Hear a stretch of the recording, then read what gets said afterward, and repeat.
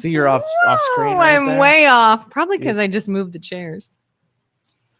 Good morning. Morning. Freaking good morning. Freaking good morning. What's up? How are ya? Good. Welcome everybody to Youngstown Talk channel, Joe and Kelin, where we say unpopular things and take heat and bring up interesting topics. Get called names. And never in my life did I think I would be considered controversial. Yeah. Am I controversial? Yeah, totally. You know why? Because What? we're on the internet. And everybody on the internet's controversial. Yeah, but go ahead and do something that's uncontroversial and see how many people pay attention to you. Zero. But it's Everybody everything loves is controversy. you can't be on the internet and not be controversial because we will fight about any and everything. Yeah.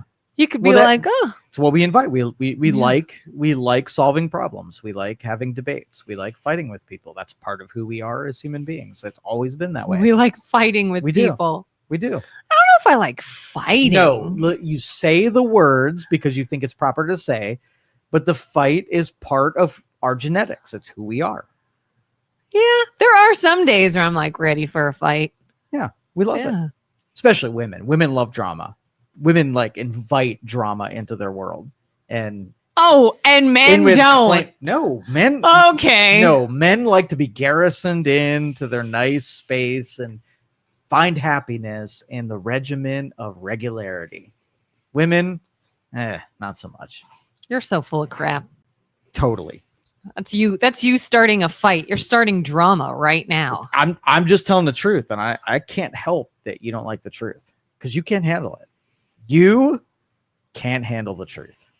Won't let you get to me, Joe Danyi. Not eliciting a response. We cracking your knuckles. I know I'm close. You're teetering. So what's up? Oh, do you wanna talk about? I don't know. I give you a lot of credit for being a business owner. I could not do it. Okay. I couldn't do it.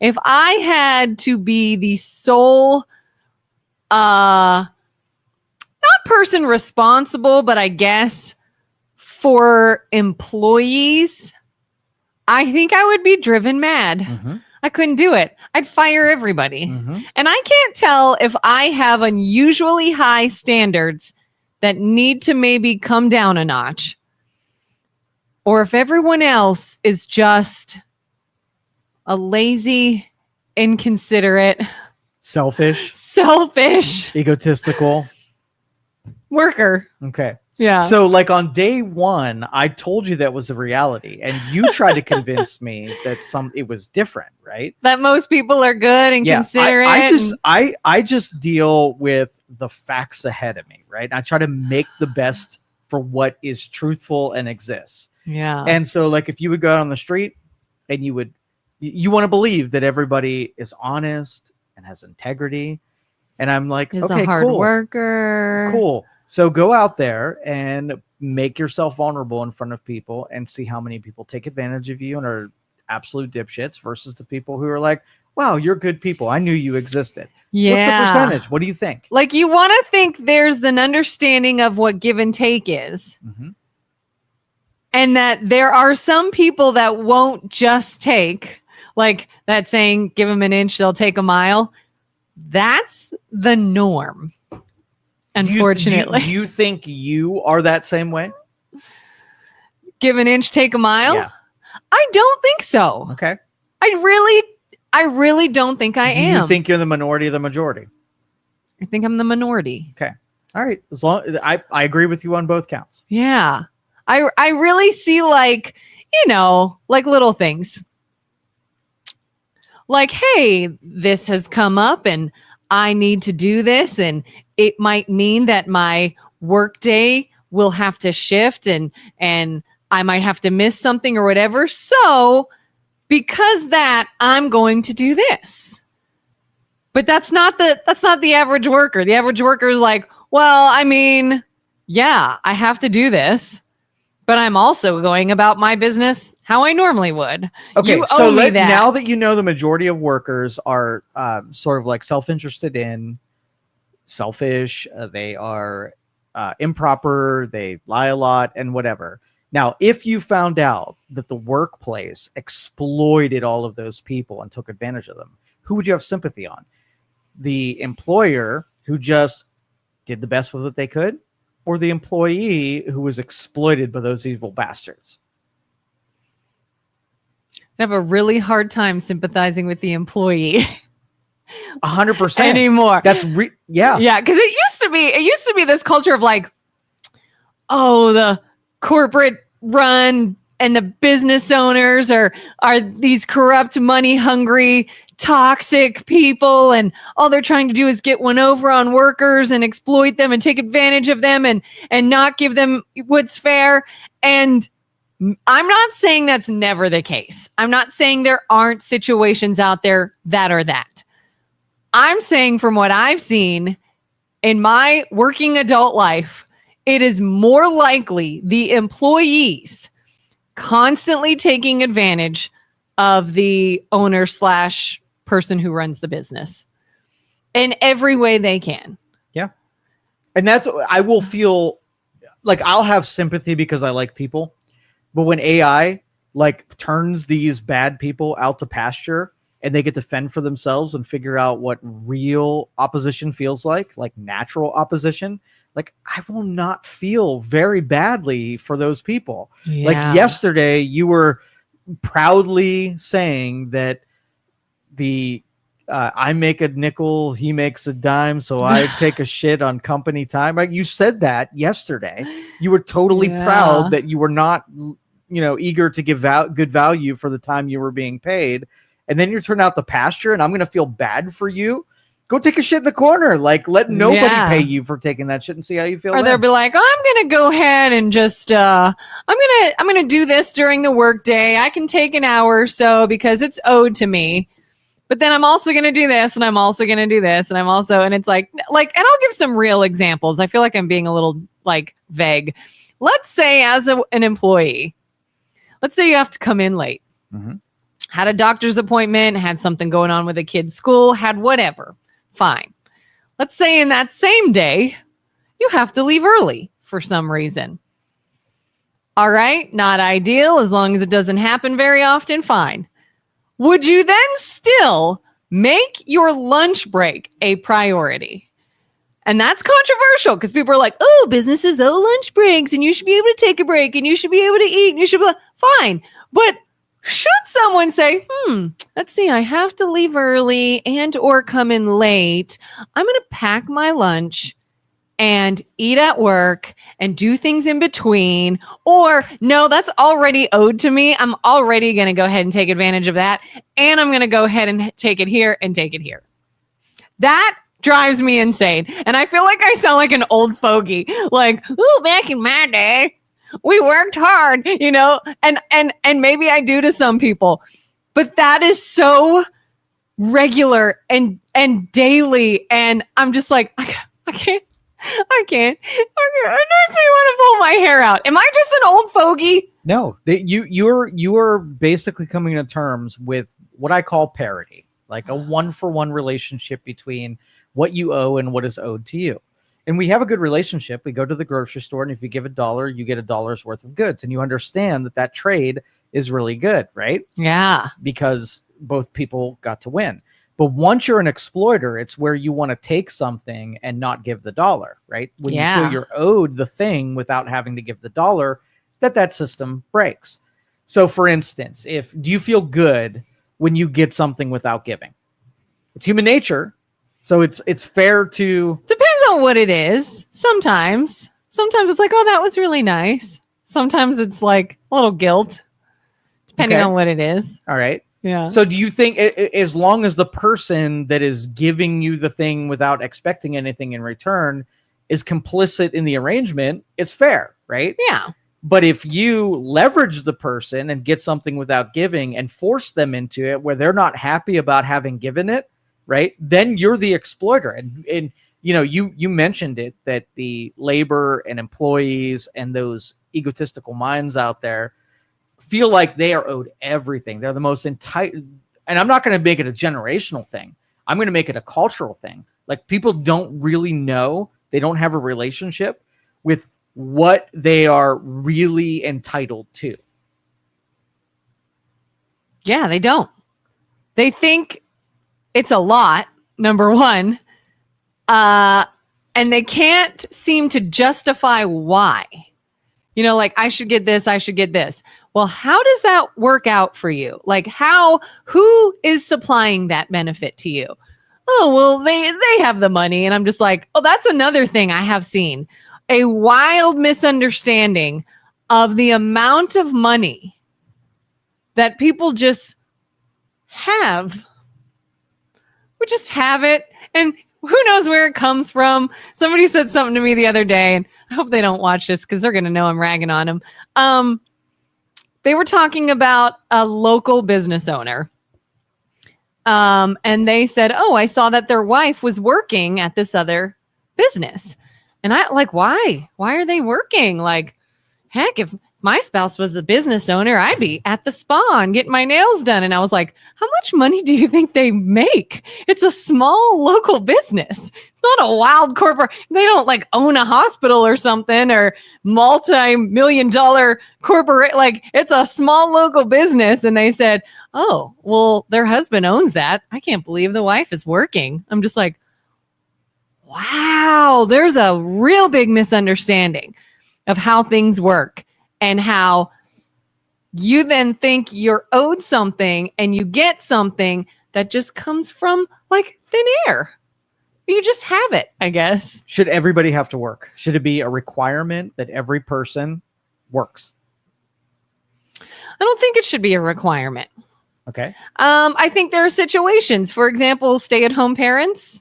I think they contribute. I would consider that work, though. Okay, then yeah. So everybody should be a contributor to the positive net side of the equation where they use their time or talent to be able to contribute to something. Something, yes. It may not be like go out to a job and work in that manner, but if it is a contribution, unless somebody, obviously you have people that are... How many hours should somebody contribute? I don't know. Of their life? I think it should be in proportion to what you're trying to get. Okay. Like, I want this, I want this, I want this. Here's what I'm willing to do for it. I don't know if it should be like... Well, there's two sides of this. There's the... You have responsibilities and you have to pay for those responsibilities, but also you have to develop a purpose, right? So if you interrogated everyone and said, okay, tell me what your purpose is, right?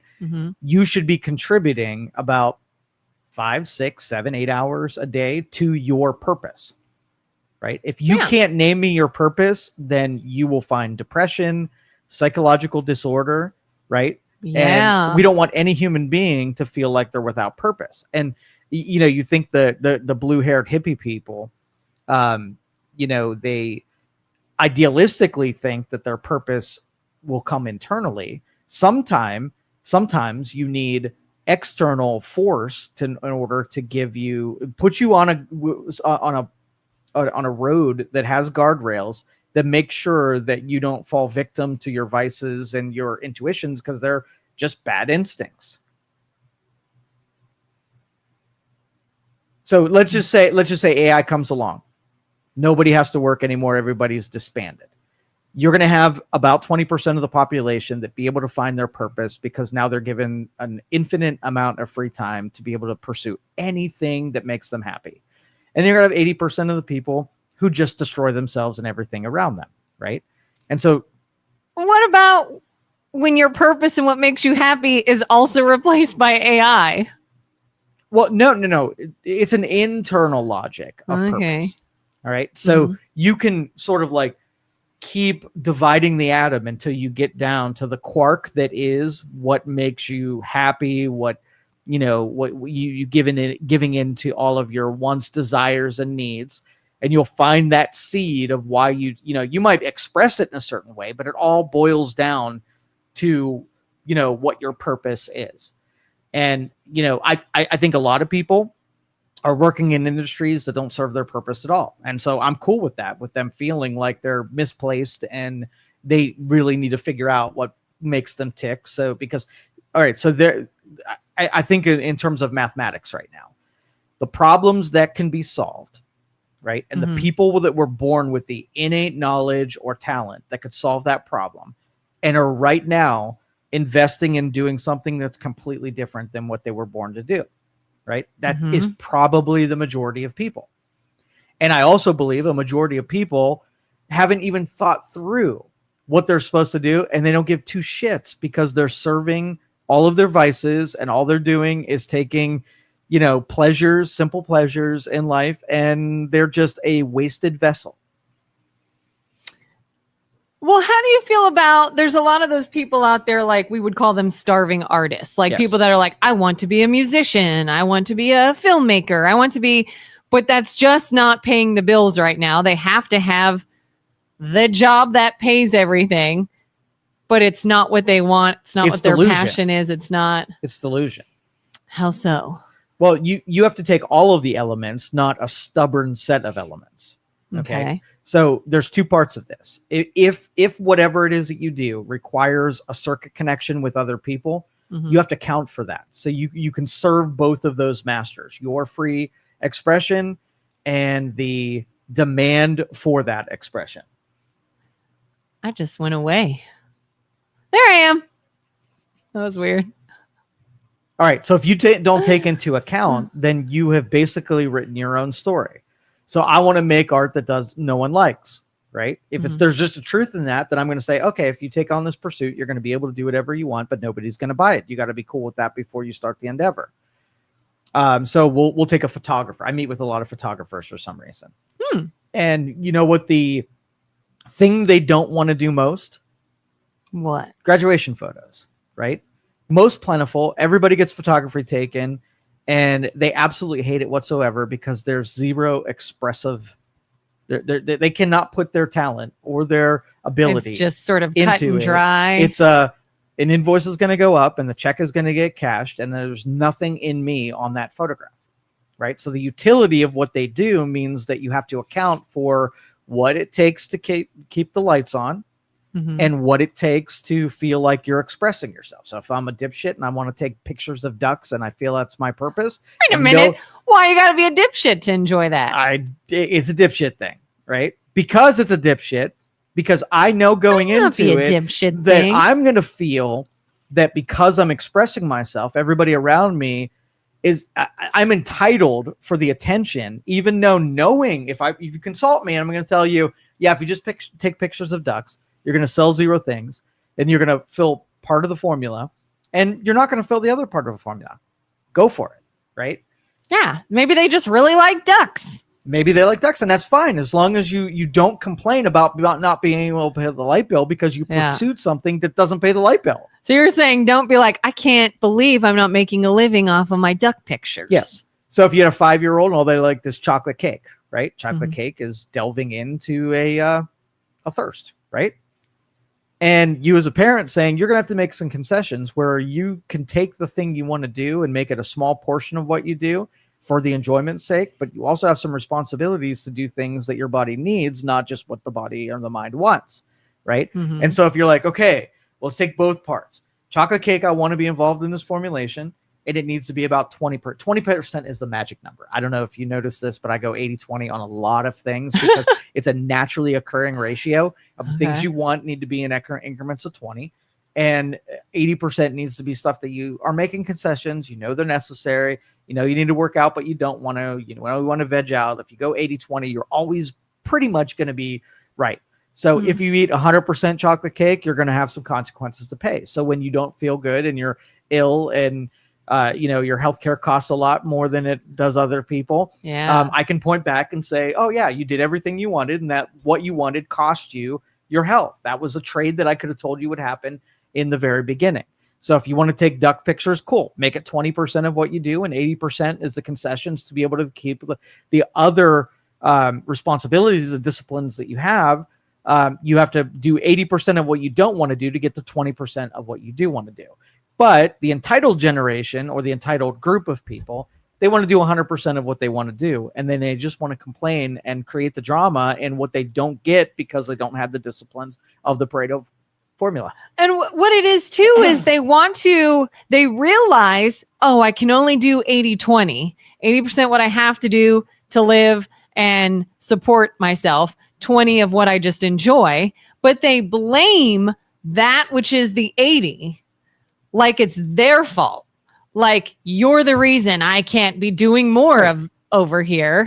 Again, that's why we're at our worst, is because we have a mentality that it is the pursuit of our own. It's only us. And when you can almost guarantee that if all you're pursuing is you, right, you're going to go wrong. There's going to be a big cost to pursuing only you. Yeah. And because that's sort of like the vice that is the gateway drug to all of the other vices, is when you have completely, what was his name? The guy that looked in a pool of water and he fell in love with his, is it Narcissus?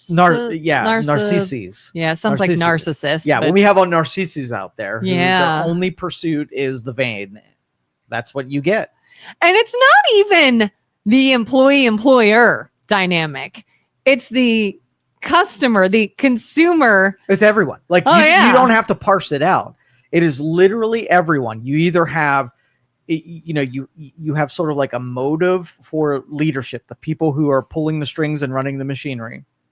Either you churn out good people who have a relationship with value, or you have a bunch of people who are just looking to prosper themselves and don't care about anybody else.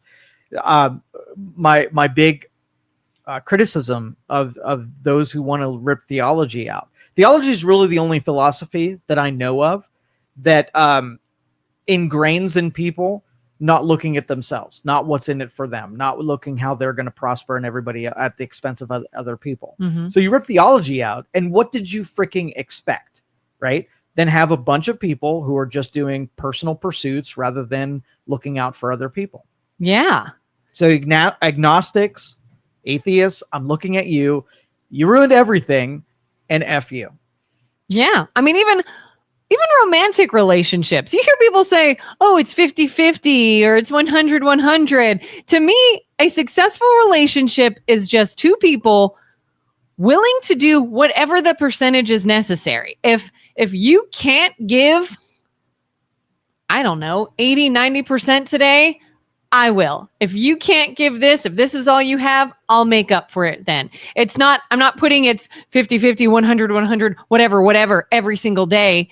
It's like, be willing to make up the slack if your partner needs it. And if both are doing that, that's what makes it work. Like, I've seen so many young couples that want to, get in fights because, well, I wanted to sleep in today, but he wanted to sleep in. And so it's my turn to get up. Like, find someone who truly feels bad because they always want you to be the one that gets to sleep in. They always want you to be the one that doesn't have to do the dishes, that doesn't have to whatever. And if you both have that mindset, you both get what you want, and there's no resentment, and there's no like, well, you're not pulling your weight.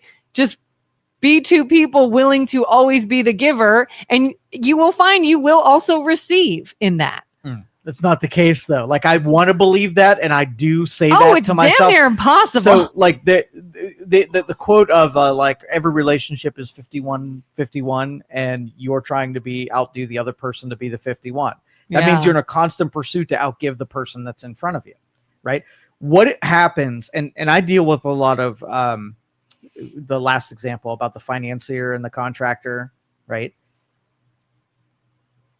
You have a partnership between two people who are bringing two different skill sets to the deal. Oh, yes. Okay. Yes. Yeah. It is more likely that one of the two is going to think that they're giving more than the other person is giving and create animosity between those two ends. And when you feel that somebody is not identical to you and they're giving something differently than you, how does that feel? Oh, yeah. It makes you mad. But they feel all along that they're giving equal to you because they think, without me, you couldn't have you. And the other person is thinking the same thing, right? Yeah. Instead of one saying, well, they're doing a different thing, so I got to make it obvious that I'm trying to give more. And the other person is saying, hey, I want to make it obvious that I'm trying to give more. And now you have a workable relationship because you have two people trying to outgive one another. But the moment that it feels like somebody is trying to take advantage of you, the justice flags goes up, and you feel like that person's more of a taker than a giver. That's why it gets ruined. Yeah. Because I mean, unfortunately, it's human nature. That's the failures. You're gonna have those moments where you're like, look at me over here, I don't know, doing the dishes while you're laying down. And the person laying down could be like, do you have any idea that earlier I cut the grass and I did laundry and I did whatever it is? Mm-hmm. But that moment is still going to arise. Yeah. And that's why when you rip theology, when you let the agnostics win, that we default to human nature, and this is part of the formula of human nature, and that you don't have any other option, right? It will, just decline into chaos every single time, and we'll be surprised about it. I could have told you that's what was going to happen. So what makes you hold ideals where you're trying to outgun your spouse and try to do more for them and try to take the feelings of injustice that you're doing more than they are? What curtails that? Biology doesn't.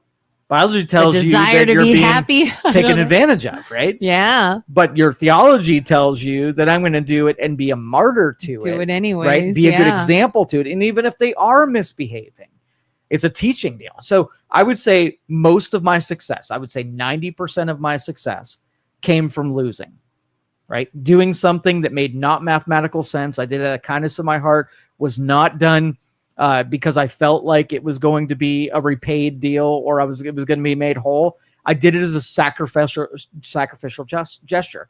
And I didn't receive the benefit from the person that I make the sacrifice from. It never happens where I sacrifice, and they're the one that stands up. It's from the world in general, right? Mm-hmm. Make sure that I'm made whole, even though I'm willing to sacrifice into the next one.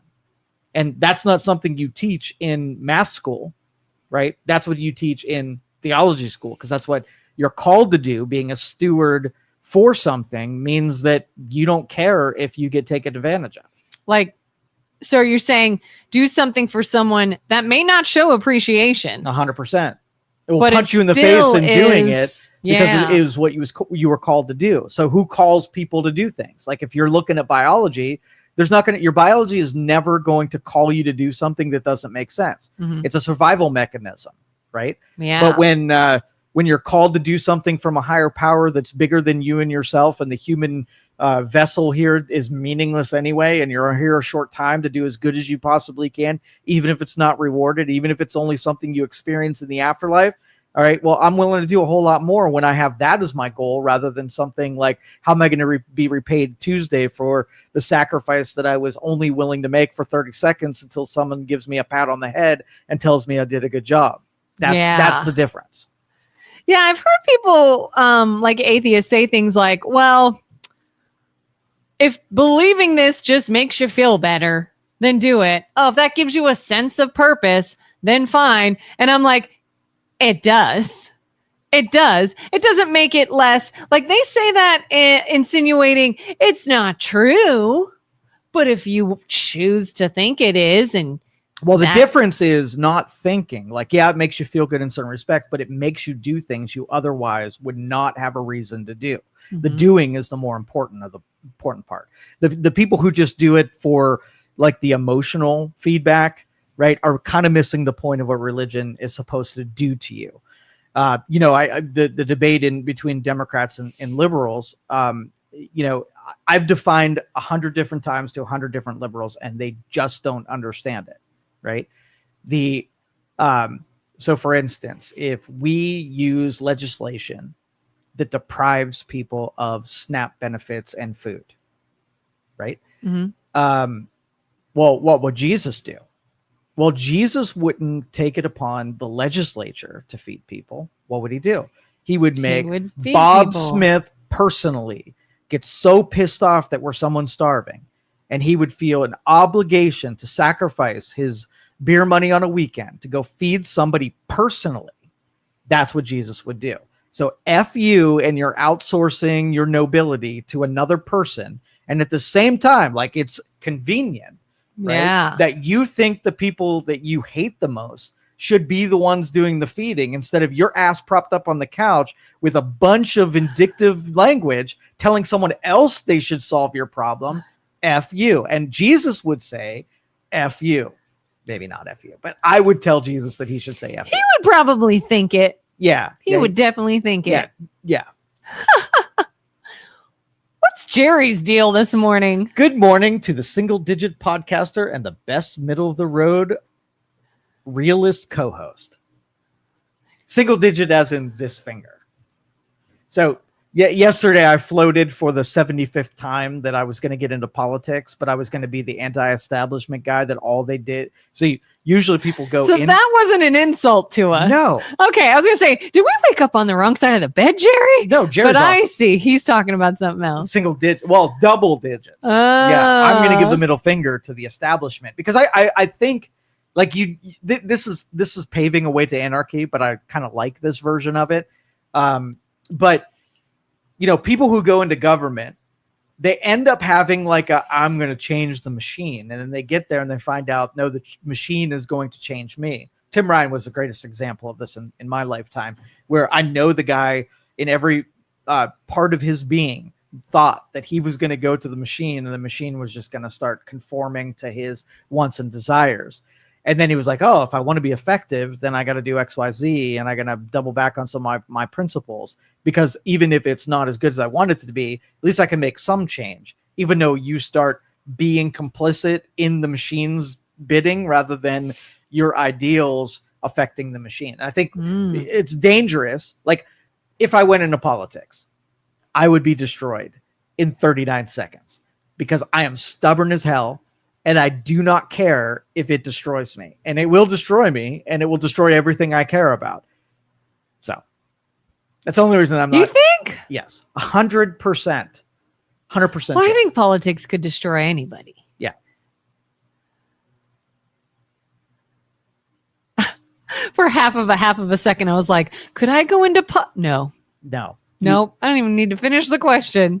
Well, it really, you have to compare it with if I spent my time on the private side where people weren't gunning for me, right? So this is sort of the math. Let me let you into Joe's thinking. Okay, so if you take on a role where you get, let's just say we garnered 100 million viewers per show. Would you rather, and I'll let me change metaphors here real quick. Real quick, Jerry, I'm sorry. When I read that, I thought he was saying single digit podcasters and you guys got one person watching you. No, there might be an angle on that where it works in both ways. One funny and one. Oh, yeah. I was just like, I know Jerry likes us. Why is he being mean? But now that I understand the context, he's okay. Okay. Sorry, so Jerry. If in the future, would you rather have one job making $1 million per year or 10 jobs making $100,000 per year? One job making $1 million per year or 10 jobs making, I'd probably rather just have one. Why? Because it's one. And Okay. 10 seems like a lot to keep straight. Okay. I'm the opposite. I would much rather have 10 jobs making 100,000 than one making $1 million. Do they take up the same amount of time? Not part of the equation. Just a thought experiment. No other metrics available. There's one element. I have held multiple jobs at a time. Yeah. But there's usually like one takes up the majority and then a couple others sprinkled around. Okay. That. Would you rather invest in all of your money in one stock or own 10 different stocks? Probably different ones. Why? I don't know anything about investing, but it just seems a little less risky. Because like that one, what if the one goes bad? Make the parallel and let me see the epiphany in real time. One could be risky. Okay. That's a good point. Okay, so that's foundational level, right? Taking your risk and spreading it over multiple avenues. Yeah. Right? Yeah. It hits that element. Number two, let's just say you're in an industry that gets replaced, right? What's the likelihood if I have 10 industries represented in my diversification that all of my opportunity is going to be killed. Maybe 1 or 2 gets right Yeah. gone, but I have 8 others, and I can always build them up to the level that encapsulates what I, the prosperity or, the opportunity that was in the other. So it gives me a lot of peace knowing that I have diversified those opportunities. That is interesting that I said 1 because I have kept side jobs before with this little inkling in the back of my mind that's like, just in case. It may not be like the breadwinner job, but it's something. So I could see that. And we know this instinctively. We know this, but yet a majority of people put all their risk in one basket and are in constant threat and peril of the one thing they have rather than the 10 things they have. Yeah. What? I don't remember how we got here. I don't either. I was hoping you would say something that would allow me to tie my metaphor back to the original. Politics. I would be destroyed. Who knows? But it's still some wisdom. So sure. Jerry says politics been there, and it's so much easier to be on the other side of the table versus being at the table and having to sit with your hands tied. Oh, second part of that was when you have 10, right? You get to fly under the radar, right? Because if you don't know, people take aim at you all the time. There are people that wish ill will and want to destroy you, right? And so if I knew that I had to destroy you in 10 different ways rather than 1 different ways, you are not even on my radar. I can't get at you because you're so diversified. You have 10 people running from a bear versus 1 person running from the bear. The bear is going to eat one of you, and all you have to do is be better than the 9 other people. You're making me want to go out and get another job. You probably should. Everybody should. I don't have time for another job. I feel very stuck right now. Oh God, what do I do? How do I be less vulnerable, but find the time? Well, I don't believe that 8 hours. So the 8-hour workday, why does that even exist? I don't know. Well, human beings are terribly inefficient. Yeah. So giving value takes about 8 hours a day to give 4 hours worth of actual value, because it takes planning and preparation and discipline in order to make a parity of 4 hours in 4 hours. If we can make every employee efficient, they could work a 4-hour day, get the same amount of stuff done, and we can save ourselves the hassle of committing 8 hours in our day to work. Oh, I agree. Like I've had many jobs where it's even like, here's a good chunk of my day that I'm just like banging stuff out, all done. And then let's say there's one more thing I need to accomplish, but it's reliant on a meeting in 3 hours or someone else to come by in an hour and a half or whatever that thing is. Now I'm just waiting because I need to accomplish this one final thing, but now it's on someone else's work timeline. Yeah, because people are generally bad with doing multitasking and having a queue of responsibilities where they can stay in the moment and be productive for long periods of time. Mm-hmm. All right. So there's some people that look at that I'm waiting thing as a license to do nothing until that thing happens. And then there's people like me, well, I'm queued so deep with things to do. If something takes a break, I just move into the next thing and keep moving into the next thing. And I fill that time with almost 100% efficiency. I would say the typical person is less than 50% efficient. I would say if people try hard and they're ambitious, they can get to the 75% mark. Very few people get to the 100% efficiency. So when you're at such low levels of efficiency, you end up having to work harder and spend more time doing the thing to just get 50% efficiency out of your day. How do you feel about businesses that are serving the public in an open kind of just come in manner, like restaurants or something where you have this open 9 to 5 or whatever, 12 to 9 or whatever it is, because someone might come do business. Right. So you have the front counter at a restaurant, right? So a person has to stand there and wait for someone to come in so they can be seated. Now, if it's ill planned, right, then if there's nobody there, they just stand there wasting time. Mm-hmm. But if someone says, hey, stand here, and if someone's here, seat them, it's like programming. If then statements. If there's nobody in front of you, wrap silverware, right? Mm-hmm. If silverware's all done, sweep floor. Mm-hmm. If floor swept, clean glass. If glass is clean, restock wine selection, right? Mm-hmm. And then if you have an infinite amount of if-thens, there's not a moment where it didn't say, okay, well, if you got to this point, stand around and do nothing. Yeah. Right. But that's play on your phone. That's the license that people will take, because now they can do two things. They can stand around and do nothing, Mm-hmm. right? But be able to say, but there was nobody sitting in front of me. And that's the difference between an efficient run business and a non-efficient run business.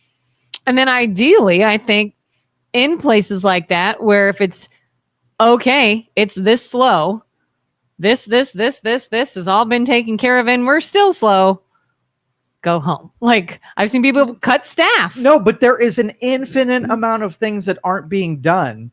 As long as the person standing at the counter there knows that they have about 9,000 job responsibilities, and here's the hierarchy of in the order that you do them, you will never run out of things to do. I've never been in a business setting where there couldn't be something that would be done, or something that couldn't be done. Yeah. Probably very few examples I could think of. Mm-hmm. But so long that somebody can stand there and do nothing and still watch, like AI's got, I cannot wait for AI, because what I want everybody to have a value for their talent.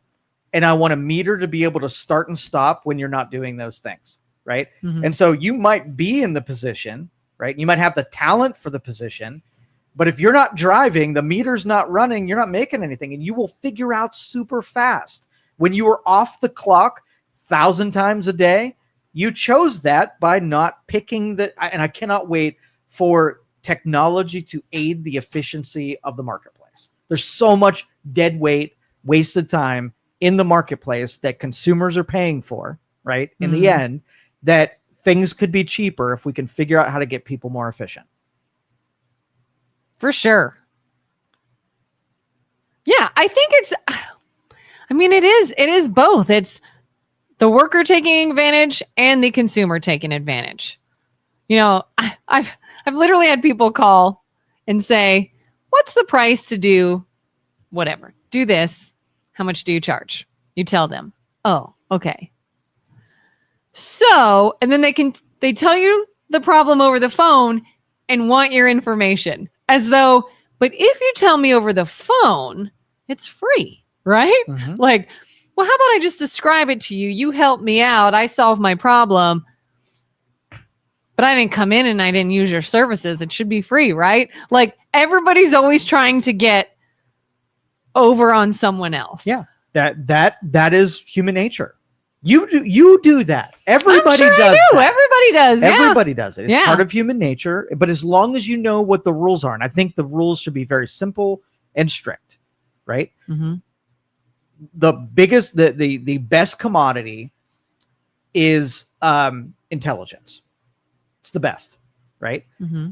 I know something you don't know, right? Mm-hmm. So you negotiate with me and you give me something that I want for the something that I have, right? Mm-hmm. So if you call up your neighbor and say, hey, can you help me lift a desk and move it to a different room, right? It's something that you can't do. You don't physically have the ability. So you have to trade that person with something they want. If they give it to you for free, then they're commoditizing themselves. And now everything's for free. Oh, you know how to listen. You're a doctor. Hey, can I ask you a quick question here right now? And if I get out my invoice and say, yep, on the clock, what do you need? Right? Yeah. Then you understand the relationship of I am buying something that I don't know how to do, or something that I physically can't do. And every time we do this, right, there's an exchange of services. Yeah. You're going to need me sometimes, and I'm going to give you what you want. And yours going to be sometimes you have something I need, and I'm going to give you what you want. Oh, I'd love to do that. Yeah, right. Hey, I have a question. I know you're in this field. Sure. What's your billing address? What? Exactly. Well, you're about to That's use the my way. services. That's the way that it Are absolutely you paying should now be. or should I send my invoice? Right.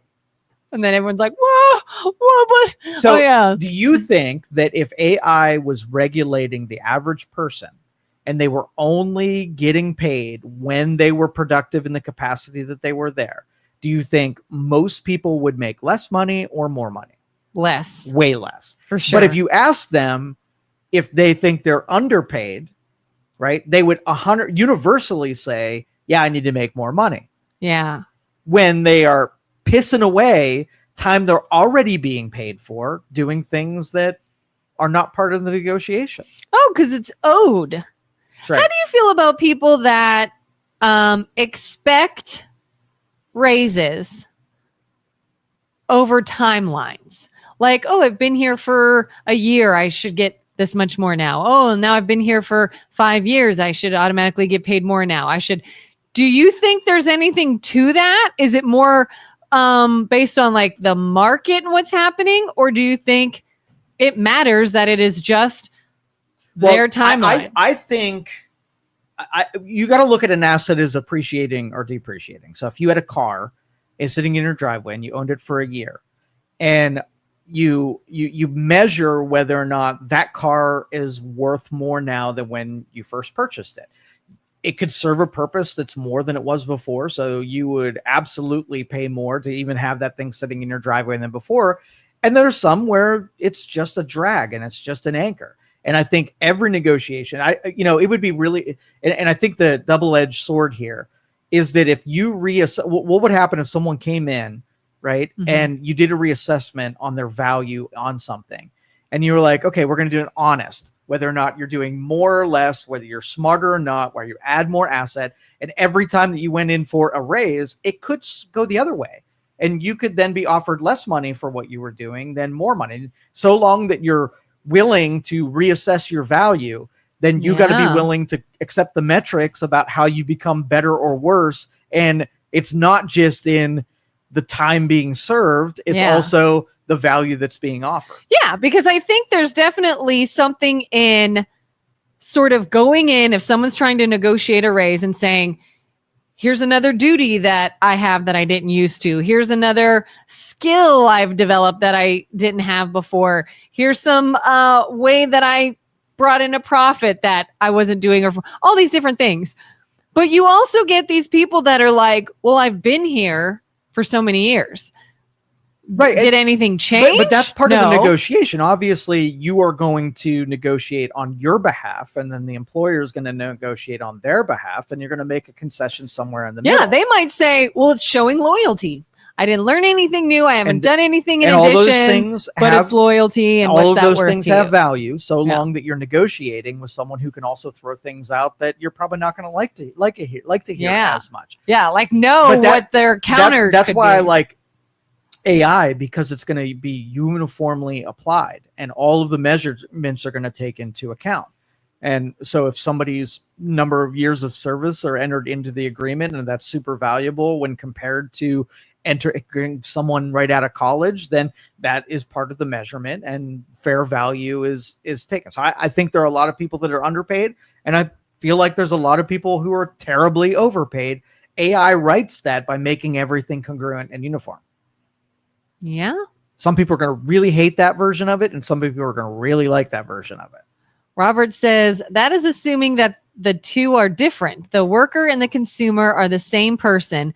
That is what makes the issue complex. Not at the same time, though. The worker is part of the packaged product, and the consumer is the person that judges whether or not that thing is worthwhile to trade their time in for.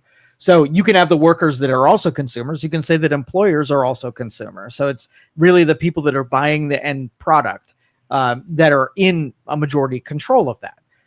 You go to the grocery store, you buy something, it costs so much. You have to figure out whether or not you're willing to trade 2 hours of your service in order to buy that thing. And if you want it big enough, you pay for it. If not, you don't pay for it. And then the people producing it have to figure out to give it in terms that you're willing to accept. End of story. Yeah, kind of like when I teach my kids, hey, you've got a little bit of money and we're at a store and they want to buy something. I'd be like, Do you want it badly enough that you're going to take that money you've been saving and spend it on that? You want it that much?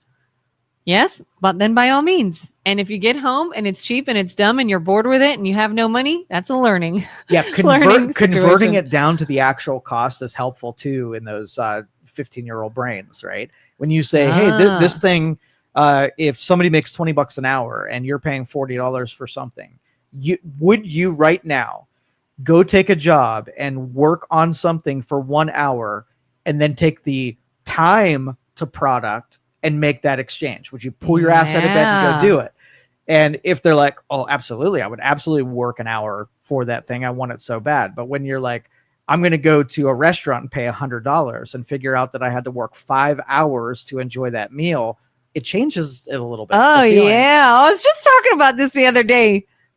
I get so angry when my food is wrong sometimes. And I used to think, oh, am I just a big back and I like to eat? But that's exactly it, is when you go out to eat, like that is your experience that you're paying for. Mm-hmm. The food could be expensive. I got food at home. I'm doing this for the experience, for something different, for something really good, something maybe I can't make on my own. I don't have to cook. I'm willing to pay more for this particular meal and everything that goes along with it.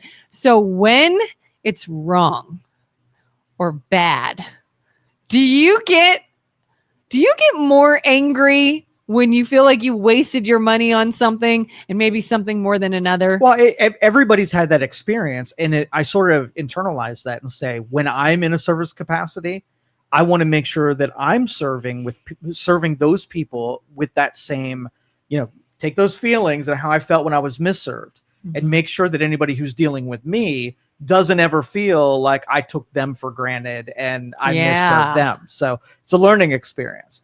And a lot of people who misserve their employers, right? Yeah. Will complain when they're misserved when they just did that freaking yesterday to the person that was paying their bills. And so it doesn't square with me. We're all just a bunch of hypocrites. Yes. In everything. 100%. So what do we do?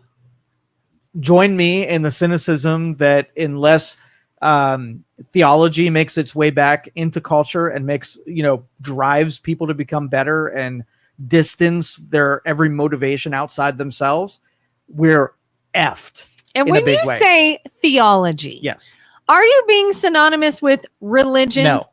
What would you say are the differences? So anything that you don't have a complete understanding, origin of life and what your purpose is and what you should be doing, all of the answers that none of us actually have, giving it up to that higher power to help you sort of like compute thoughts that your brain is not capable of deciding on its own. Your brain is going to tell you what matters to you and what's important to you is the things that benefit you. Mm-hmm. Theological brains, things that are outside of you and your family and your neighborhood and your city and state, means that you're serving a power higher or a purpose higher than you and what benefits you. Take all the money that you have in your bank account and send it to someone who's in need. Yeah, but what about my bills? Well, the theology says you're going to be cool. You have to trust and have faith that if you do the thing that's being asked of you of a higher power that's in control of everything, right? Mm-hmm. You're going to be okay. And then you have to be able to suspend the mathematical discrepancy between I'm not having, I'm going to give, and I'm going to get fixated on the damage that I'm going to take by doing the thing that makes absolutely no sense, but I know is necessary to making the higher power work with other people. I know some people that have said that and it could be giving to a church, it could be giving to whatever. They had this giving that they did religiously, mm-hmm. And have found themselves in a situation where money got really tight. They didn't think they'd have enough money for their bills or what they needed. And they're still like, I'm going to just keep the faith and I'm still giving to this thing. It's something I don't have to give to, but it's the right thing to do. And I know I could really be jeopardizing my own well-being by continuing that. but I'm going to do it anyways. Mhm. And they've all said, and I've never run out of money. I've never suffered. Name me a person that went bankrupt because of their charitable giving. Name me a person that did what they thought and they didn't make it out. Didn't get to the other side. And if you're in the chat, right, and you were like, I gave and I was never made whole, and I was left with nothing. 100%. All of the people that I know, even personally, like the things that I have done, the higher power, because I was a good steward with it, made sure that I was whole in some fascinating higher power way. I'm batting 1,000, and I know people who would never do that controlled things in their own terms, using their own instincts, that are always at odds with those things. And you can even and it can look different ways. Like I tried an experiment one time, and it's not like, no, I didn't get down to like my last dollar by any means. But there was a month where I was like, oh man, we had a lot of things come up, and waiting for that next paycheck was like, oh, getting increasingly more uncomfortable. Like, oh, I don't know. We got to cut all spending for the next week or two. And I thought to myself, I'm going to experiment. I'm going to step out of my comfort zone. I'm going to know, this is a really, really, really tight week or two, and I shouldn't do this right now. But I'm going to take a chunk, not a little bit, a chunk, and give it to the church. Mm-hmm. Knowing full well this is a risky move, and I am going all in on faith here. Mm-hmm. I'm going to say this is going to work, and I'm going to be good till the next payday. And I did it. And what did I do at the same time? Made sure we didn't go out to eat. We ate what was at home. We didn't buy anything unnecessary. Don't go driving around, watch the gas in the car. So somebody might say, well, what that did is make you hyper focus on anywhere else you could blow money, and you didn't. And that's why you were okay. Fair. How's that fair? How's that fair? Well, I was going to say, or is that the higher power saying, thank you, here are some things I need you to focus on. I wouldn't have focused on those if I didn't do that. When I refer to the switches that flip when you behave in a certain manner, those changes out of the norm are part of the process. That is the switches being flipped. You get different different intuitions, right? Mm-hmm. When you behave differently. And that faith allows you to step and do things that you normally wouldn't do, which then leads to an outcome that you normally wouldn't get, where your mathematical brain would be stay in my pod, do the same thing, and have the lack of peace that I've always had. Right? Yeah.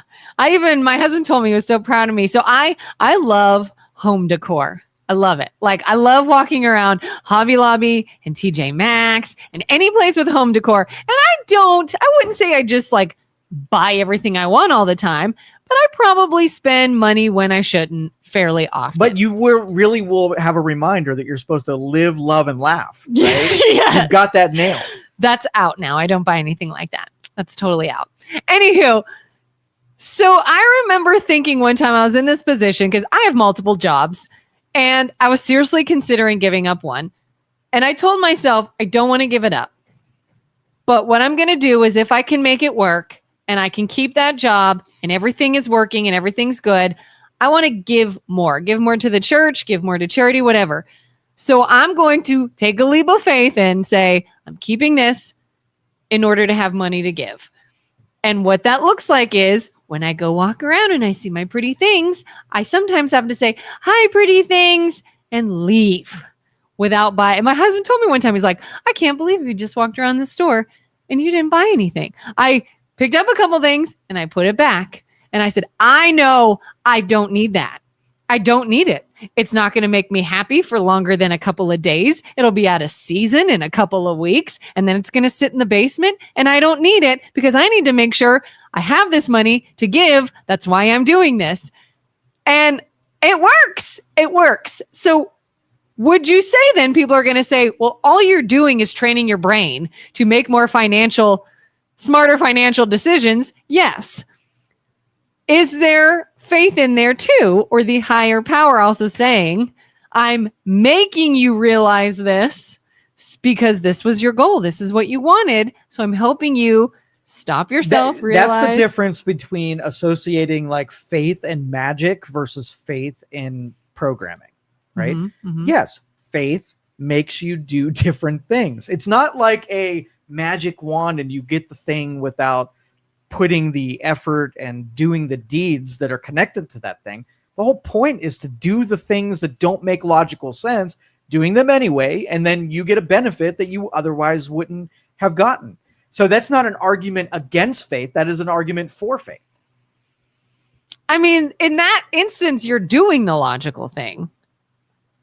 You're saying, if I do this, I'm going to spend money unnecessarily. And if I don't do it, I will not spend money unnecessarily. So where does the higher power come in? Because it controls your actions, because they're not believing in things like our relationship with what we do is that one-to-one parity between what we get of value and whatever. It's a completely one-for-one endeavor, right? You go to the grocery store, you give $1, you get bread, you take it home, you have the bread, right? There was no emotional connection to that, right?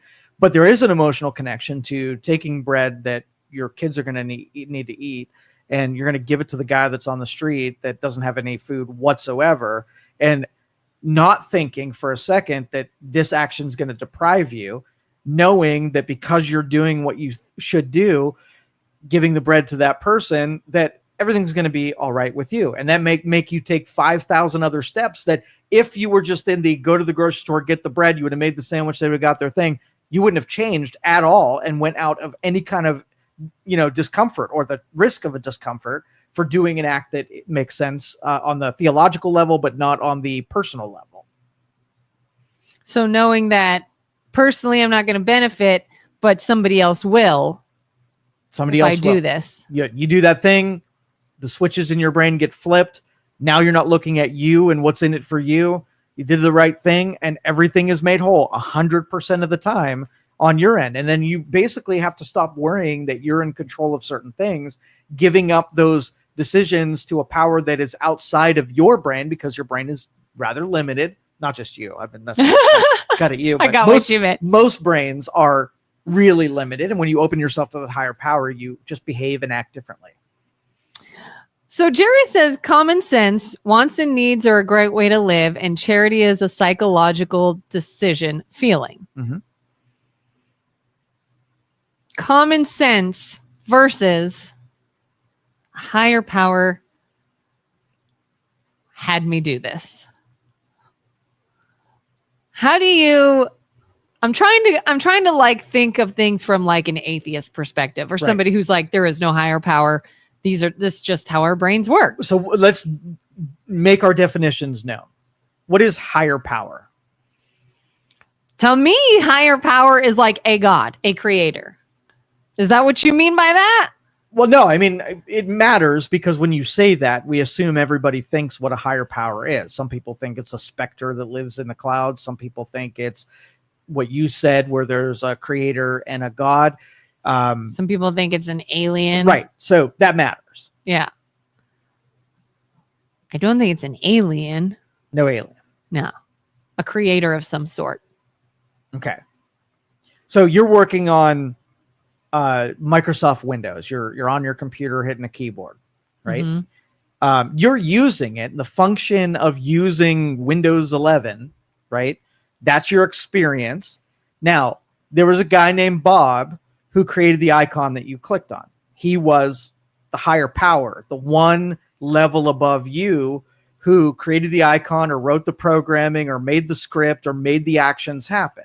So when you say, I'm thankful for Windows 11, you are by proxy thanking Bob and his contribution to a power that's above your perception, what you get to experience on a daily life. If I picked you up and took you to the Microsoft engineering office and you got to sit with the cubicles of the people writing the different things and how it's orchestrated and how it's put together and how it's put together as a product for somebody to enjoy, your perspective would change and you would know that there was a lot more than the clicking as an appreciation for what you experienced. Yeah, right? You're like, well, I did it. I clicked it. I went on the program and I made something, but you didn't make that program. Right. So the relationship is when you believe in something that is of a higher power, you're acknowledging that people created your experience.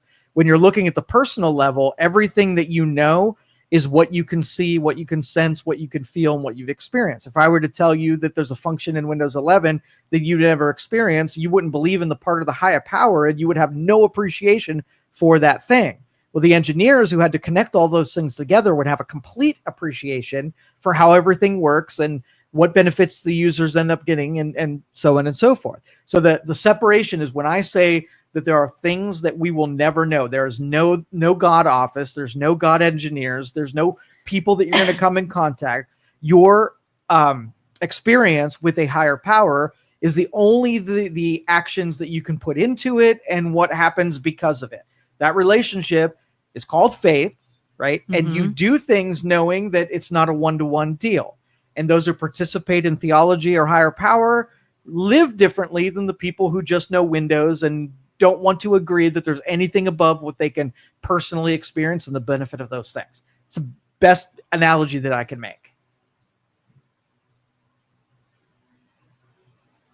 There are some old people who say when they click on the button and a window comes up, it's freaking magic, right? Yeah. I don't think it's magic. I think that was intentional by the design of the people who created the environment to make the clicks happen and to make the windows come up. But their experience, they can believe whatever they want to believe because it's how deep they've gotten into it. Could they get further? Could they explore that there's more than they currently understand?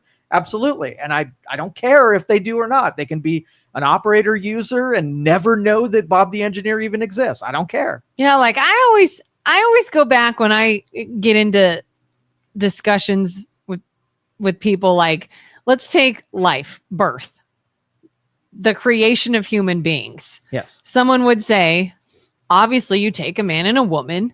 We know how it's done. You have the sperm meet the egg, the cells multiply.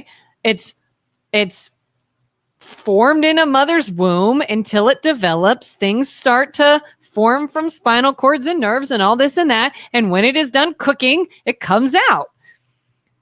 But what makes that happen? What gave it life? Like, you wouldn't say a tumor you have is well, I guess you could say in a way it's alive, but you wouldn't say, like, is your bone alive? What makes that a living, breathing, thinking, cognitive being? What causes that? It's just like something else made that. You can explain all day long how, like, atoms can make up things and energy works in things, but what made it that? Well, give me the utility in that. What's the purpose of you knowing something? Are you going to do something with it? Or you become an engineer? Are you looking for a reason to explore something as truth? Do you want to get a deeper understanding for other things that you don't understand?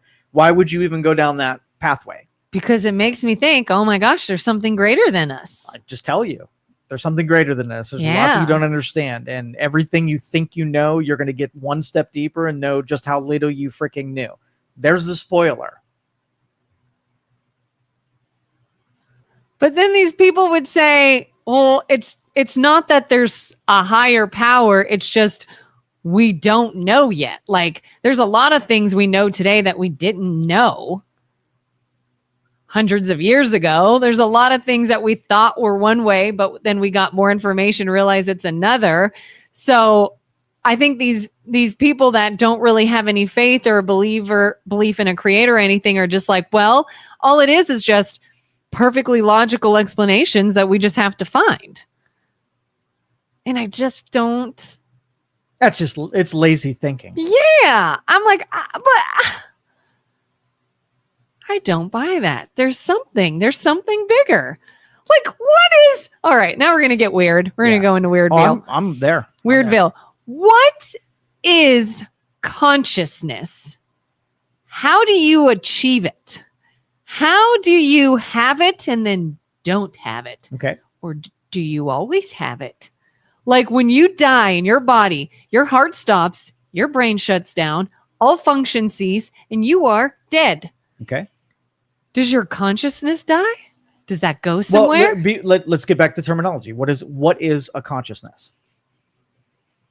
Like your awareness, your inner thoughts, awareness, being. Like, if you close your eyes and you don't see your body, you are still here. Like,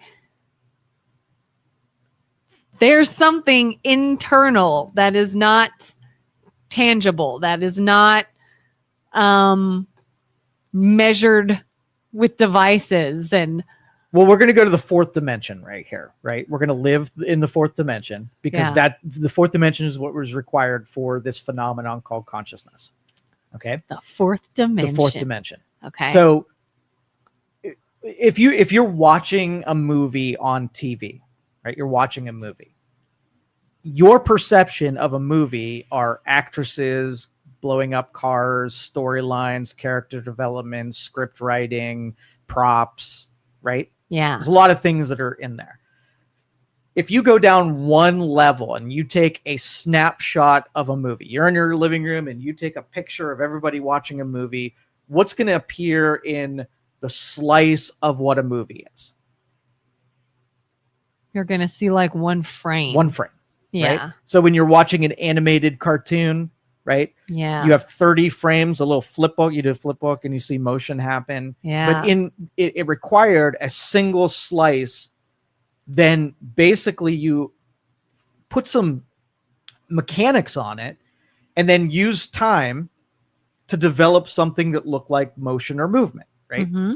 And so you need those two elements. You need a slice of what something is. So you need matter or whatever it is that's part of your film strip. And you need time to assemble simple things happening super fast over a period of time that gives you an illusion of something, some action, movement, animation, whatever. And so consciousness, like, do you think consciousness will ever be achieved by artificial intelligence? Because if it's outside of this world, it can't be mimicked. If it's inside of this world, it completely be emulated or mimicked. Can you achieve consciousness by getting something to happen fast over the period of time in small scale versus big scale? So if I take Neuralink, for instance, and you have an idea, right? You think an idea is something different. Now I'm changing that. An idea is something different. So I can take a pig's brain, right? I can put these electrodes on the pig's brain.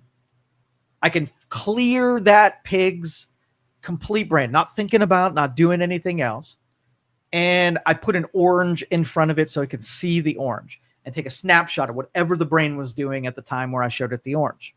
Well, the idea or whatever the brain was doing in the orange in one snapshot, I snapshot it. I take it out of that pig's brain, and then I do the same thing to you. And I put little electrodes on your brain, and I don't show you the orange. Right. Mm-hmm. But I fire all of the neurons that were required in the pig's brain when they saw the orange. And somehow you get a realization of an orange, a thought of an orange, an idea of an orange. And you can't understand where the orange came from. All I did was mimic what happened in the pig's brain and tried it on you to see if I can get close to orange. Now, perception didn't require your visual, you didn't no smell, no taste, no touch. All I did was hijack your brain and added some electrochemical responses and fired the same neurons that the pig did, and all of a sudden orange happens to you. It gives you the sense of what it takes to consciousness, doing that orange thing, right, with programming that has things that come before it and after it, and then orange can create thought, which can create idea, that can create complete consciousness. If you get millions and trillions of those same orange snapshots done in proper order over a period of time, you've mimicked or taken consciousness and recreated it. Now, the chaos or the entropy, as it's connected to those thoughts, ideas, or neurological firings, is the one thing that I don't necessarily think that we can randomly mimic. I think those happen sporadically. And if I'm going to give any kind of magical consequence to any of that, I'm going to give it to the entropy rather than the orange. So do you think if someone is hallucinating and they're very to them, very real, seeing something, experiencing something that's not there to anyone else. That's that information sort of firing in their brain for whatever reason in that same way. You know, like I was just watching an episode of the Monster, the Ed Gein story, and he was hallucinating that all these prisoners were running past him. And to him, very real people running past him. We know they're not actually there, but something in his brain was firing that gives the same signals as when I see a person in real life running past me. Is that consciousness? Is that brain signals? Or are they one and the same? One and the same. See, up to this point, so you talk of input and output, right?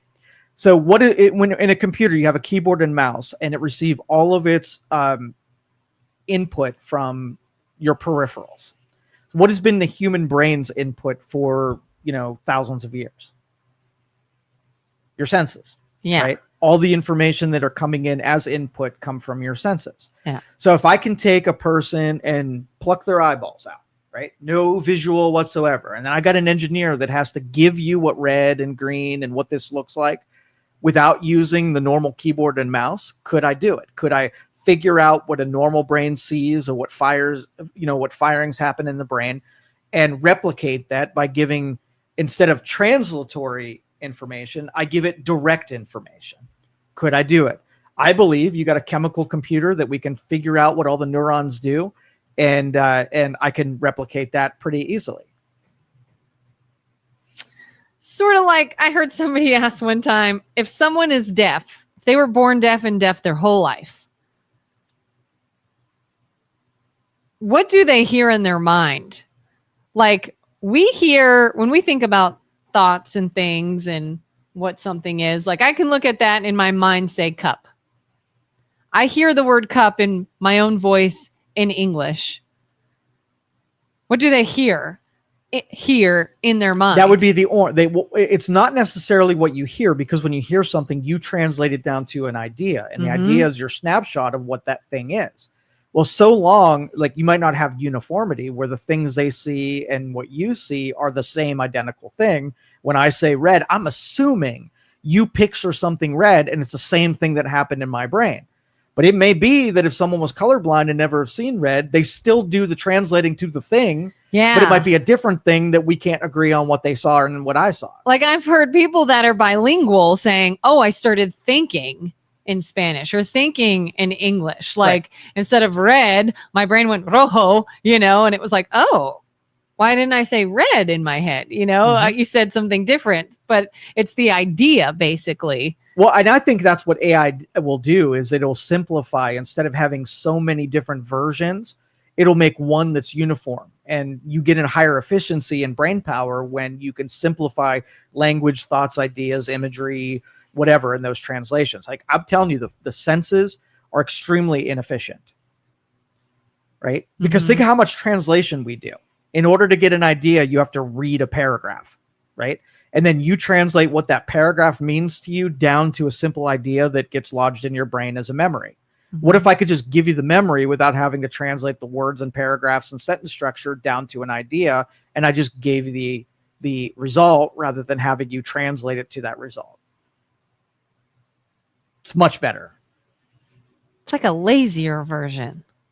Yeah, it would be lazier if you didn't use that brain capacity to do higher things, right? If you can only do 30 things at a time through your brain, and I made all 30 of those things 50% more efficient, you can do more.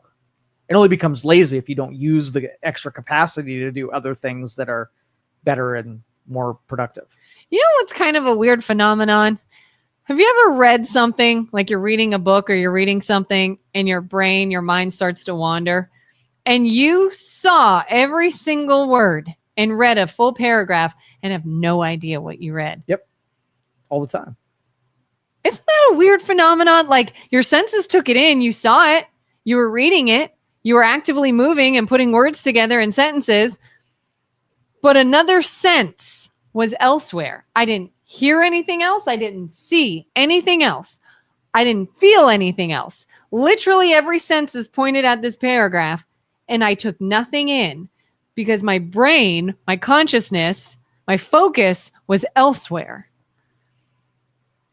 How does that happen? If you're using your senses to take in information from a source and your brain can ignore all of them and get info from somewhere else. What is that phenomenon? Yeah. Okay, so your eyes right now, right? Uh-huh.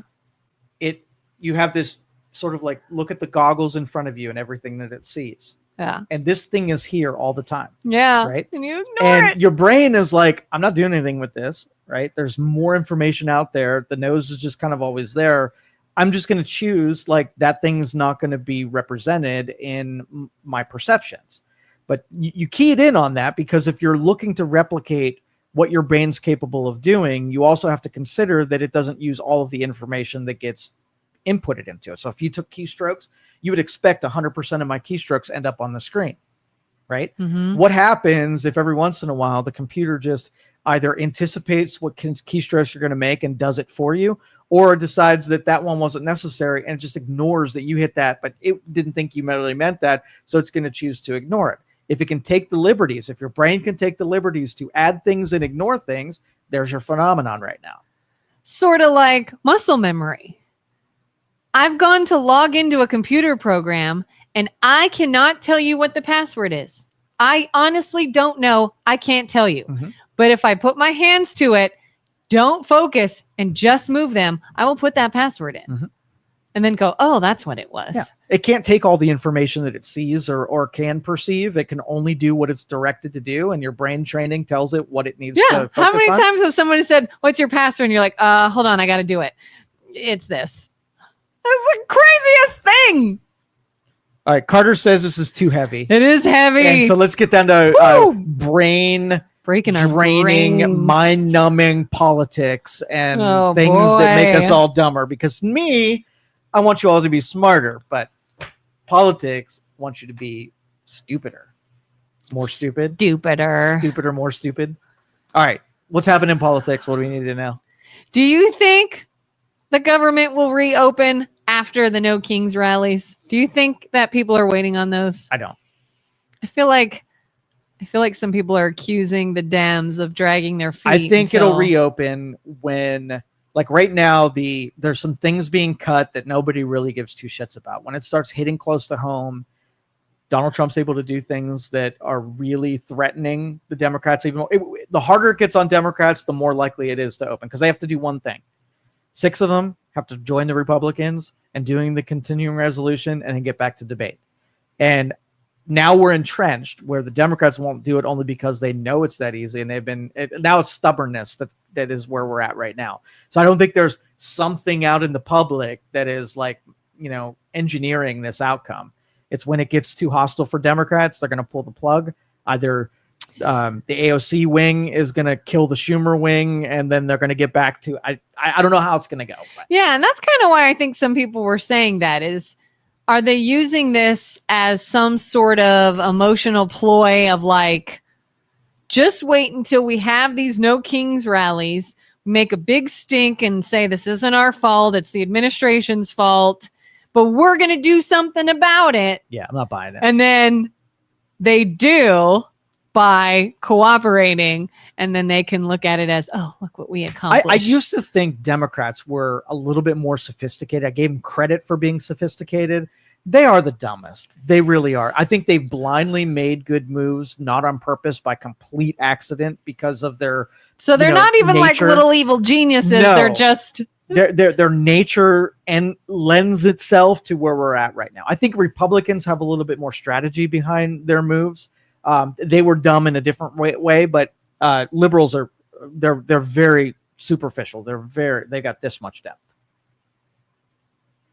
Did you see? I read Jimmy Kimmel that says Jimmy Kimmel offers an olive branch and invites Trump onto his show. Did you see that? I didn't really dig further into that, so I don't know much about it. Do you think that should happen? Let's see. Trump has nothing to gain whatsoever at all. It's a distraction. It's feeding, social politics, and he has everything to lose by doing it. He's really good at making Democrats look foolish. So Jimmy Kimmel will probably get owned pretty harshly, but he's not in control of the environment. So Jimmy Kimmel can take the opportunity to diminish whatever Trump has right now. And I wouldn't take the risk if I was advising. There's no upside and all downside. Yeah, that's a no-go for me. How do you feel about the Charlie Kirk honor? What's the word I'm looking for? Ceremony might have been the word yesterday. I get so disappointed. Now it's been long enough to say, like, think about the state of mind that you were in when he was assassinated, when 9/11 happened, how pissed off everybody was, and pay attention to how long that lasted before you normalized back to right? Mm-hmm. And I think what holidays and what ceremonies used to do was a reminder to get back in that moment and remember why you were pissed off and why you were motivated. There's been so many of them created that nobody has the energy to pay attention to all the things that other people think you should get happy or sad about, right? Mm-hmm. And I think we're broken in that way. That it's nice that they've made public sentiment take shape as long as they have, but you talk to me from a year right now, and how do we feel about Charlie Kirk? I'll be equally as pissed that we live in an environment where, people are encouraged and celebrated the death of a person, and let me have less faith in humanity than I ever have whatsoever. But everybody else will be like, they'll treat it like any other holiday. It'll be whatever, and it'll just go back to normalize. So that I'm most disappointed in that. And so I don't get overly, invested in things like this. Do you buy in at all to the conspiracy theory about Charlie's assassination? Do you think Tyler Robinson, whatever his name is, did it because he's a crazy, hateful person who wasn't thinking clearly and did it? Do you think it was Democrats? More? I made the mistake of giving them too much credit for being, deviously sophisticated, and I just don't think that is. I think it's some dude who got captured into a movement, and really all of us should look at how many more people out there that are on Discords that are completely depraved and planning the next thing right now, and nobody's really taking notice. They're able to behave that way. You got to understand, like when I got into technology, this was I want to say the beginning of the 2000s, and then when Bitcoin came around in the early 2010s, 2011, 2012, 2013, what I was forced to do is start paying attention to people that were sort of in the underground, right? These weren't your regular professionals that I was used to dealing with. These weren't regular people that had Western culture, beat into their head. They played from a completely different rule book.